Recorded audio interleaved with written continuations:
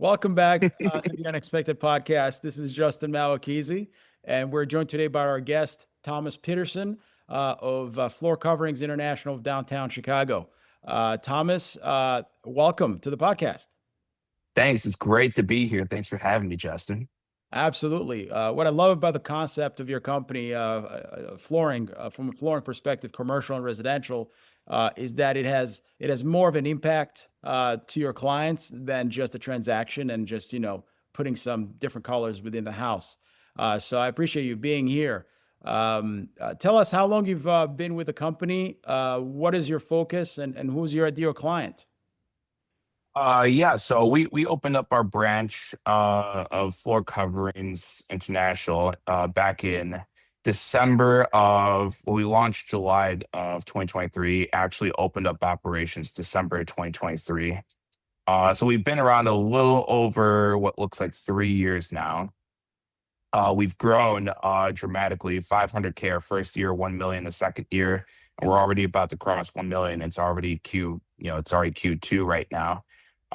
It's a really, really interesting business that requires a lot of different insights and understandings. But I would say this, my target client, honestly, is for starters, someone that's looking to update their home. They want new hardwood to refinish their hardwood. They need to replace their carpets. They need new tile in their bathroom. They need to remodel their whole bathroom. But really, my customer is someone that is has a lot of anxiety around home renovation, doesn't really know what goes into it, but more importantly, would like to know what they're supposed to know from someone that's been doing it for quite some time. I've been around flooring my whole life. This business been open for a couple of years, and all of my installers, my team, staff members, they're some of the best in the game. And somehow they find me, and somehow we make a good business together. But everyone yearns for transformation. They yearn for something that is different, and the easiest way to kind of change your life overnight is clean your room, kind of reorganize your space. But if you want to really turn that up to 1,000 and really feel something different in your home, you get something remodeled. And the easiest way to create a beautiful result is to get your floors remodeled. So I'm an agent of transformation. I'm here to walk someone through the nine circles of hell, and then to come back and bring all the lessons and all the beauty back from having gone through that. And as every female knows, beauty is pain. It is a stressful process. Yeah. But I feel like with our perfect 5-star reviews, we have over 100 5-star reviews across all of our channels, most of them on Google. People really like us for our ability to walk them through that chaos and then come up with a beautiful result on the back end. Yeah, and I think there's a science to it. It's not just the anxiety of the transformation, or just you buy a $2 million home. It hasn't been well kept over the years. You just need an upgrade. But I think that, and you can confirm with us or not, when someone replaces their flooring, what they're really trying to change, what they're really trying to change is their life, is their mode of view of their lives, where they are and what they're trying to go to. Is that does that apply? Yeah, absolutely. Every time, and it's only me, and I just hired a designer a couple months ago. He's been for us for about 5 years now. But us both, we talk about this all the time. We were just on the phone a moment ago talking about it. But at the core of what we listen for is someone has something going wrong with their floors. Otherwise, there's no reason to change it at all. If it's something you can walk on and it's not affecting your lifestyle, it's fine.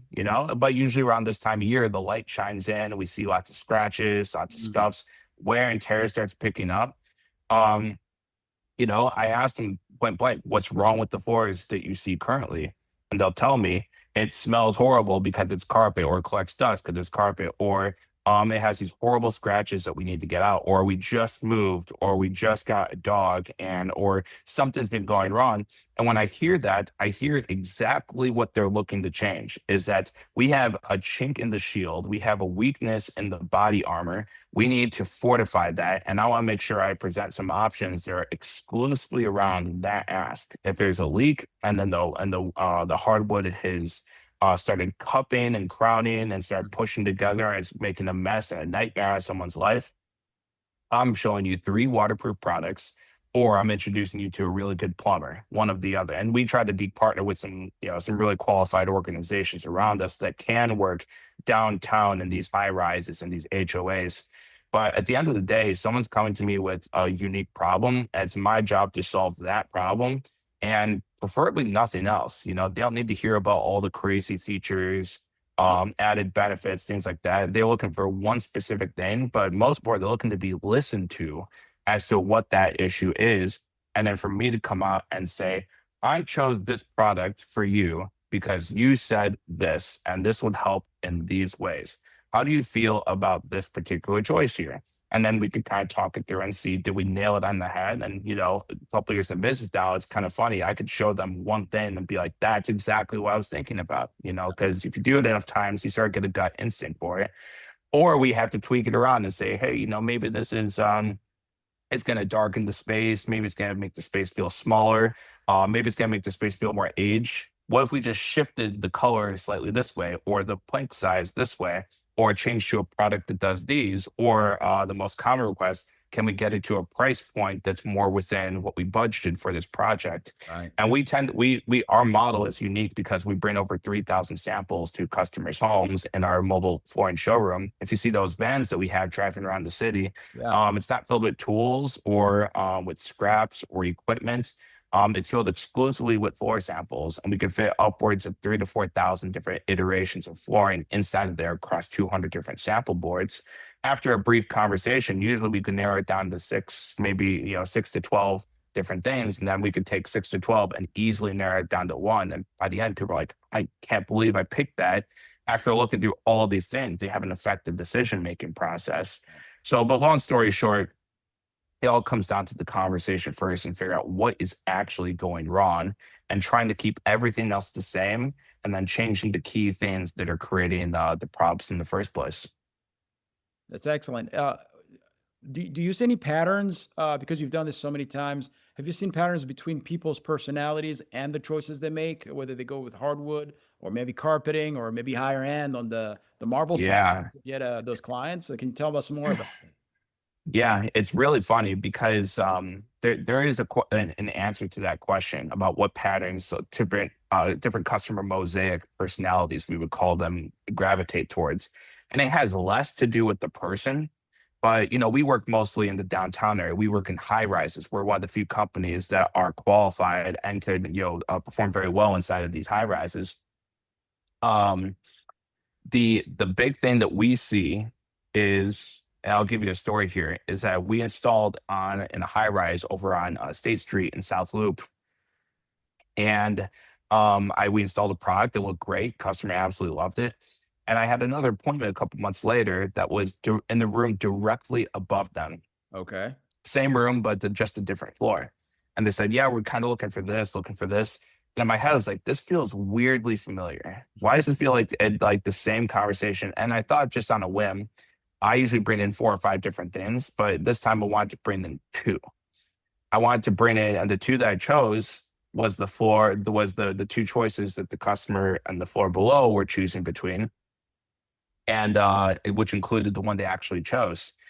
And so I brought those two in, and lo and behold, they saw the one that the customer below me installed, and they were like, "That is amazing. What is that?"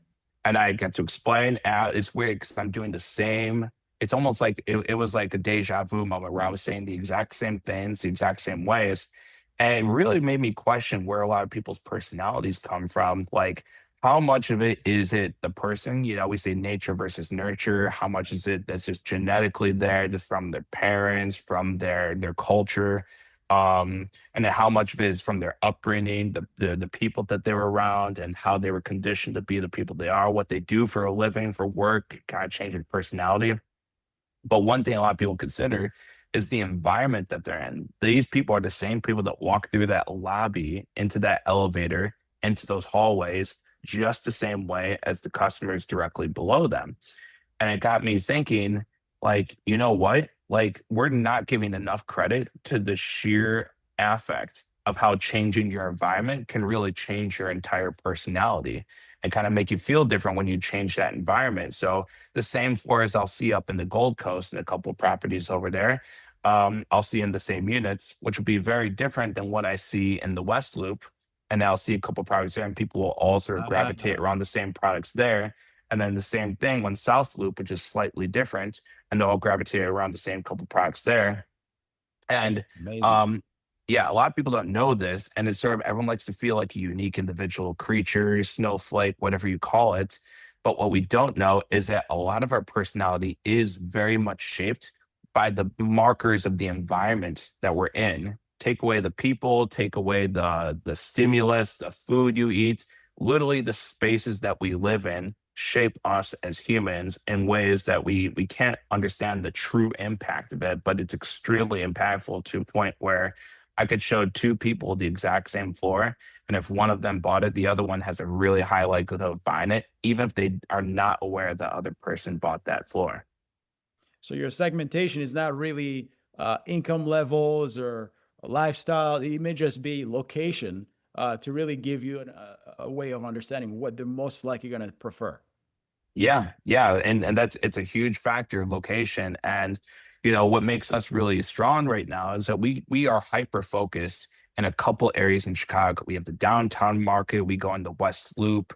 We go into South Loop, occasionally in the northern suburbs. Upwards towards Evanston or Lakeview. Rarely do we go out there, but on the rare occasion, if someone is moving from the city over there, sometimes they get brought out there to their new location because they like what we did with their old location. I'll see these homes, I'll see the inside of these homes, and I'll kind of feel like, okay, this feels normal over here. Real estate matters, normality, sort of neutral matters over there. If people have a strong opinion, to get what the most people are going to value to protect the value of the home. But what the most people value is going to be related directly to that neighborhood. And that neighborhood, I could say, oh, if you're going to want to go this way because this is kind of what I see the most of, you tell me what you want, but I would start here if you don't have a strong opinion on it. But yeah, the mosaic is very much based on where people are living and what their neighbors are doing, which is kind of like a really funny thing. But if there was a target customer that I would go after, it honestly is someone that needs someone like myself or my designer to just talk them through it. A lot of people, they don't need to be explained this stuff. This is like extremely common for them. So in many cases, they can do it themselves, or they could literally hire a laborer to do some of the work that we go do. And if we're up against that, and if we're ever competing on price for that reason, I say, look, we're overqualified for some of these projects. Like you have to go with them because what we're offering, it's not really what you're looking for because you put the work in, you have the knowledge, you have the background, you could go do this. But for that same person, if they want to take on a little bit more specialty type project where I don't know, we're installing an exotic parquet flooring, or we're going to sand and refinish an exotic hardwood species such as Jatoba, Wenge, Brazil cherry, even if we're going into pine, which is common in the South Chicago areas, or Brazil oak for that matter. It does take a little bit of awareness and specialization as to what happens there. Or if we're going to be, say, we had a request to sand and refinish a checkerboard into a hardwood floor, where we literally stained the squares, alternating to make it look like a checkerboard, which is one of the most unique requests we ever received. Yeah. It does take a little bit of extra craftsmanship for that and understand what's going in there. And so if someone really wants to level up their space and they really want to level it up, that's really where we come in, is kind of taking people to that next level because we have a wealth of experience, or like hundreds of years of experience across myself, my direct team members, and my installers. And then we consult with a wide variety of different installers outside of our business, in the event that we do need to understand what is entailed for a specialty project. And in some cases, we refer them out directly, or we take care of it in house and bring them on as a project manager for that particular project. But that's the advantage, is when we get to specialize in something like floors, we're not thinking about windows or painting or roofing. We are focused on one problem, and we're hitting it over and over and over again to a point where we understand it fundamentally different than the average human being. Even the average person that has some construction or handyman background, they need someone that knows how to navigate their way around that problem in a way that is professional and leads to a professional outcome. So really, our ideal customers is someone that needs help advancing their knowledge, their awareness, but more importantly, the result of what they're looking for that's directly related to a professional result when it comes to the specialty craft, which is, flooring and floor installations. No, listen, that's amazing. And what I'm really hearing from you is that you're really not selling flooring. You're almost you're translating identity into a physical environment. And that's I think what I felt. You know, I'm a banker by trade, and I used to work for the old private bank and trust company. They're now CIBC, and they used to have two locations. One was 70 West Madison. The other one was 120 South LaSalle. Hmm. 70 West Madison was a standard corporate building, normal carpeting, you're in, you're out. Hmm. That's what it was. But when you went to the 120 South LaSalle, this is the old LaSalle buildings. You come up a staircase, and it's just open floor, marble, everything, columns, flooring. It was an immediate change in your psyche, right? You're almost Yeah. you start walking with a bit better pep in it. You're more confident, and as soon as you leave the building, you can feel that psyche change back again. So I think the environment you're in, and the flooring you have, whether it's your residential or commercial, matters a lot in allowing you to go through your day better. I guess if that makes sense. Yeah, absolutely. Like I end up in this industry almost by accident. This was something that I had a lot of background with, but I leaned in this direction. Like by practice, I'm really a psychologist. I'm a neuroscientist. I literally have a college degree in cognitive neuroscience. And the reason why I'm not writing papers in the lab right now, which is what I did with my professor back in college, is because we're spending a whole lot of time on really small stuff, and I wanted to spend a little bit of time on really big things. And that's why we're in this trade here. But I started this business with my two younger brothers. We wanted to tackle this market in particular because we felt very capable and qualified to go after this particular audience, get to know this market a bit more intimately than we had known from before. And I wanted to do it because I wanted a family business. And unfortunately, after a couple of years, they decided they wanted to go into a different direction, and we parted ways. But yeah, after they left, I sort of was thinking like, the main reason I wanted to do a business like this and have a partnership with my Right. brothers was because I wanted a family business. And I did have like a moment where I'm sitting down going like, I'm not sure why I'm here, because the reason for why I really started this company sort of left. They took a different direction, and they went in a different way. But this was about a year ago when we parted ways, and since a year from now, or rather a year from ago that they left, we've won, the comeback franchise of the year, which is given to one of 400 franchises across the North American system based on our growth, based on how we were able to reconstruct a team of four people, and based on our ability to really establish connection with the community and the market. It started to become clear to me that we weren't really installing floors anymore. We were exercising demons. We were Yeah. taking the ugliness in people and the evilness and sort of the anger and chaos. And when you renovate someone's home and you make it clean again, there's almost like a light that shows up. Yes. And we see that there's a difference in personality, and to a point where it feels like a heaviness is left, and everything, it's always lighter. It's never heavier. It's always Right. lighter, cleaner, happier. And I realized that we were transforming people's lives. And if you transform one person's life in the city of Chicago with the number of people that they touch, you could change the entire city if it's impactful enough for just even one person. And to do that, one customer after another, seven customers a week, 350 customers a year. We're really making the city a better place, one floor at a time. And that's really drew me back to this business and made me like rediscover the love in it, was that we are actually changing people's lives. And anytime I walk into someone's home, they go, I'm in trouble, I need some help here. Yeah. We met with someone on Monday who needed to move in by Saturday and said, we tried to do this ourselves. We need someone to actually refinish this for us. Can you help? I said, I'm coming out now. And it was 7 p.m. at night. I made it over there at 9 p.m., quoted the place out, showed them the price. I called my team. We said, we'll be ready to start on Wednesday. It's Thursday now. And they're wrapping up the last coat of refinishing that floor, about 500 square feet of hardwood. they're going to be ready to move in tomorrow if they want to, let alone Sunday, which they originally planned for. So, and obviously, huge, massive relief from something like that. But It does. I do feel like that, like we are doing some exceptional work for humanity just by being there for people, walking them through this process, even something as simple as the floor that they walk on.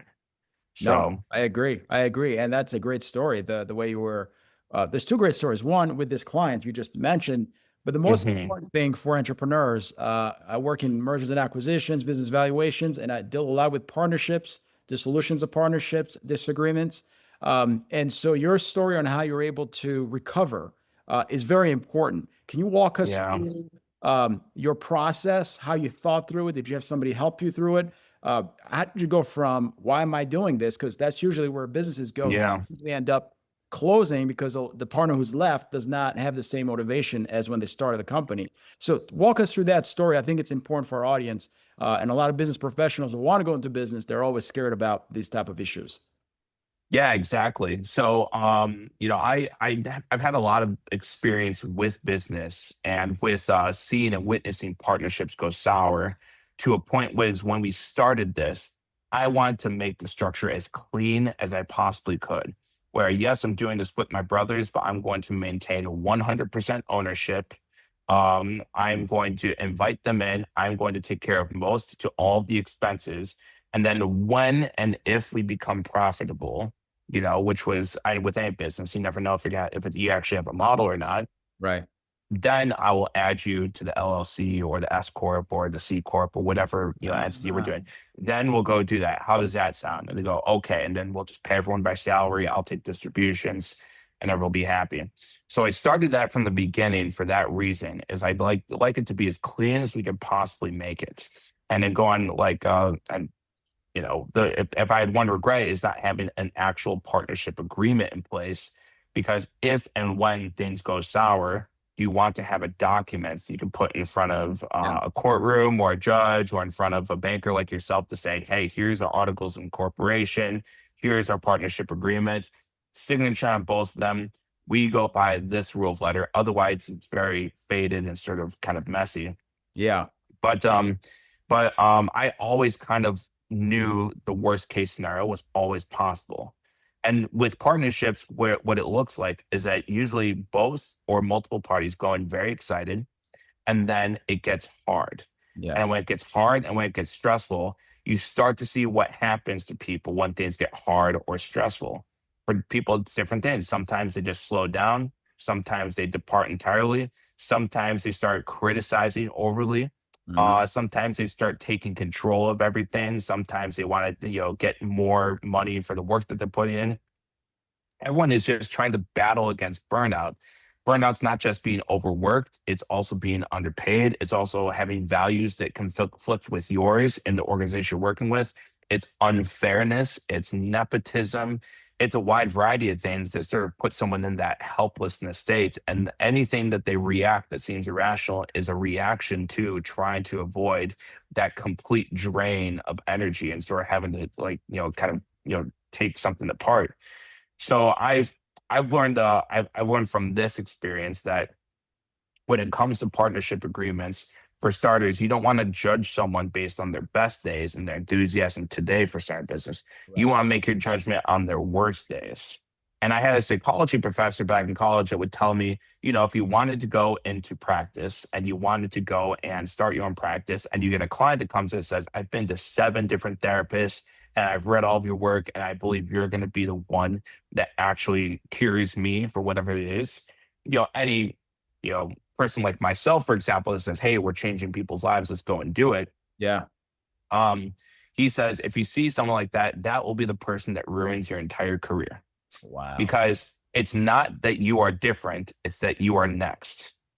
And Oof. when you see and when you see how someone acts, when you watch your partners that you're kind of trying out, you watch for what they're doing when no one's watching, or when they think is this is for other people. It's not for you, Justin. Yeah. It's not for sorry, it's not Yeah. for you, Thomas. Right. You're different. How they treat their waiters, how they treat the staff on their current teams, how they treated their past business partners, Mhm. Mhm. how they treat other people that they're close to. what is the strategy that they take on? One thing I noticed with one of my brothers is that he was sort of mad at another older brother out of the business, and sort of took on this like disownership type of like feeling towards him, like I will never talk to him again after what he Oh, did there. wow. And Wow. I'm like, never? And we are just starting the business that. I'm like, really, never, never again. Like, not even like a conversation. And that told me immediately that, like, okay, this is something that could be a real thing that comes and bite me later on when things get stressful, because our business is always going to push and pull the most out of people. So I made sure that we were protected, and that's the easiest thing you're going to do. If you're going to get involved in partnership, just make sure you have all of your paperwork lined up, everything's protected. Get a lawyer, just pay for them early on, just to make sure all those pieces are tightly knit ahead of time. But we did a good, we I did a good job by essentially making sure that the ownership status was clear. But you do also want to judge your partners by their worst days, not their best days. The same way if you're buying a bond as opposed to a stock. You're buying it on the basis of the company's willingness to be a company and not file for bankruptcy. Because when it files for bankruptcy, then it goes under. But if you know the company sucks, but it's not going bankrupt, then you have a good bond asset. You're judging on the basis of their worst days. But also, the most important thing with partnerships is, it's probably, if there was a way to make this work with a partnership with anyone, it has to be very clear which part of the business they have reign over, what part of the kingdom they have reign over. Right. You do operations, I do sales. We don't touch each other. Agreed? Agreed. Got it. That way everyone feels like they have some ownership with it and can kind of give the things that are not good with the other person. Absolutely. Or if it's, hey, I'm funding the business, you're running the business. There's no mix and match with there. As long as that's understood from the base of someone's worst day, you can make a partnership work, but you gotta judge them on their worst days and what they do to their enemies and how they engage with them, and make a basis on something like that. Absolutely. And make sure you have a built-in plan on conflict resolution. If this Yeah. happens, it's very uncomfortable, but it's better to have it at the beginning of of the cycle than when, everybody's entrenched and at least one of them is looking to take the whole thing down. And that's Yeah. that's very critical. I've been part of deals like that, and managing both Hmm. sides is very important, and making sure you talk to both sides is extremely important, because the resolution is usually not financial at the end of the day. It's somebody feeling heard, seen, accepted. Yep. That means to say, okay, Exactly. cut this off, move on with my life, versus you're my new enemy for life. I'm gonna, ruin your reputation and all that good stuff. So that's very key. And the fact that you already had an experience there, probably, or seen it, probably helped you quickly recover when the transition happened and now you're solo. Um, Hmm. so that's on the ownership side. If we transition to the operational side, how did you build your teams even after this transition? How did you keep your teams there, are willing to work with you and managing them? What's your approach on that, especially with the psychology background you have? Yeah. The big thing is that you have to keep everyone in their lanes. You can't have whoever's, we have an admin role, a sales role, and a project management role. Okay. One person's responsible for all the paperwork, dealing with the HOAs, dealing with even getting people on the calendar, because that's sort of overflow for sending 50 points. One person responsible for exclusively go out, meet with the customer, follow up, answer 100% of the questions that they ask, 100% of requests they ask, which is a full-time job in itself, and facilitates the choice in product, the start of installation, completion, and the terms of satisfaction. And then one it handles exclusively with set up the installations, order the product, make the installations happen, move on to the next one. The moment that we had a job where our production staff actually had sold a job, and by the time that the job actually came back to him, there was lots of things missing, because he's not the one beating away at that craft over and over and over again. Right. And when Adam Smith wrote Wealth of Nations, he talked about how if you had 10 workers making pins all day long, you'd be lucky to get 20 out of each of them. But if you had 10 workers each doing one stage in that 10-step process, You might end up with, thousands, tens of thousands by the end of a day because everyone's doing one thing and they're perfecting that one thing over and over again. It's critical that you keep everyone on one thing so they could get better and better and better at that one thing. Even my installers the same way, to a point where even I have an installations teams that will only install one type of product from one manufacturer because they understand what that is. They understand the intricacies and the errors with it. They can focus on making sure that that's perfect. That's the whole idea why you go to for company for specialization. What Right. does it mean if you're talking to people within the business and they're clearly not specialists of what they're talking with? Very critical. Everyone is doing one thing. They're getting very good at it. So when someone asks sort of a complicated question, they immediately know because they've done 10,000 iterations of it already. Everyone just has to be in separate roles, and every role has to feed all the necessary things to the other one and output the necessary things to the next one. That's how you build a really massively efficient and profitable business. Profitable from a time and from a money standpoint. You have to get everyone and keep them inside of their lanes. No, I think it's brilliant because if they're specialized, then the economies of scale from a workforce perspective are there. By the time they come to you for a question, you know it's really important because Yep. you're not trying to retrain somebody, and that's really good. What are your plans in the next 3 to 5 years? I know you probably plan 18 months ahead rather than 3 years ahead, but where do you see your company going? Clientele wise, Mhm. within the same location, or what are your plans for your company? Well, this will probably be the last question because, even being on this call, I just get phone calls and texts all the time. I have Yeah. to run to the next one. But my plans, honestly, is when the team gets stronger and everyone knows how to do their thing, they know how to go hunt for bigger fish. And honestly, we do want to start developing recurring accounts with select businesses, property management companies, which we know all of them very well. They all know us with healthcare facilities that need to update their rooms, and we're finishing up a nonprofit sort of like a recovery center today, which is Okay. about 3,000 square feet of vinyl installation. And then also, a lot of people, they just need big corporate solutions, big commercial solutions that require 20,000 square feet of carpet tile, or someone that can handle that, as well as the sheet vinyl installation, as well as the luxury vinyl plank glue down installation. We want to be able to tackle larger and larger and larger projects. And what we would like to really do is that when residential folks start reaching out to us, we get to pick and choose our customers more effectively. We're kind of there right now. We don't take anything outside of flooring, but we want to get to a place now where we could say, this is a project where this is someone we feel like we could work transformative work on, versus someone that says, no matter what we do here, they're not going to be happy, and or someone that is just not grateful for what we're looking for because we're saving them from paying too much for someone like us. They really need someone that is literally can do, if they're going to do the same result as we do, but they're doing it for $900 less, and that's the opportunity of value that they get. They ought to pay that. But for someone that sees the value that we're bringing to the table, and that's not just like a sales pitch, literally to walk someone through, to present these samples, to be able to understand this market environment effectively, and to be able to do it within a very limited time frame in many cases. People moving in, people that have family coming over, big events.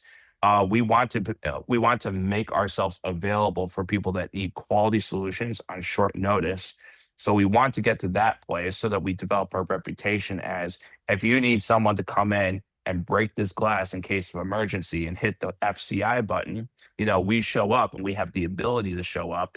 So we want to connect exclusively with the people we know that value the added, I guess, premium that we put on these projects. And the honest answer is that not everyone needs our service in particular, for the reasons I already mentioned from before. Sure. And we want the ability to point them in a direction where we say, you might be better off with this foreign company or that foreign company. But for the ones that we know that we're actually an excellent fit, we want to be able to tell them with a straight face and then have the resources allocated exclusively for that customer. That's really where I want to see things in the next 18 months. And then from there, It's just making sure that the next person that we hire, the next person member of the team, that they're sort of carrying the torch and passing the baton correctly to the next folks. So that's that. Great. Thomas Peterson of Floor Coverings International of downtown Chicago. How can people reach you? Is there a number or email you'd like them to reach you at? Absolutely. So if you go to floorcoveringsinternational.com, if you're in the downtown region, enter downtown zip code. If you're down there, we love to help you out and service you.